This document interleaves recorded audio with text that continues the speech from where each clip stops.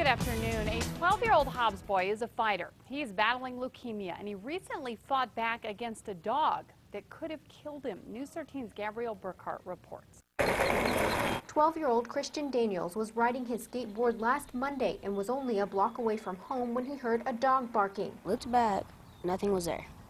Now I heard more barking, got louder, looked back, there was a dog jumping right at me. He yelled and kicked, but the pit bull mix had him pinned. Daniel says the dog that attacked him is normally chained up in its yard, but on this day it broke its chain and chased him down the street. The dog got me on the ground, and then it was biting me. It got my hand and my shoulder.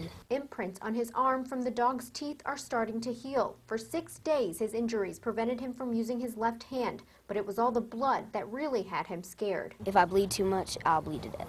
Daniels is in his second year of chemotherapy treatments for leukemia. His mom says the chemo reduces his immune system, so a dog bite could be deadly. I was thinking it was worse than what he was putting on because he didn't cry, he just said, "Mom, look." The dog doesn't have a rabies certificate, so Daniels also had to endure a series of rabies shots. The dog is quarantined at the Hobbs Animal Shelter. So far, it hasn't shown signs of having rabies. Its owners apologized profusely to the family and told Daniels' mom they aren't planning on getting it back. At that point, the dog becomes the property of the city of Hobbs, and we will disposition it how we see fit, which will be euthanasia, humane euthanasia, of course. Meanwhile, Daniel's recovery is going well. I think he's escaped death several times, you know, with the cancer and the dog, it could have been much worse. He's a tough one, huh? Oh yeah, oh yeah.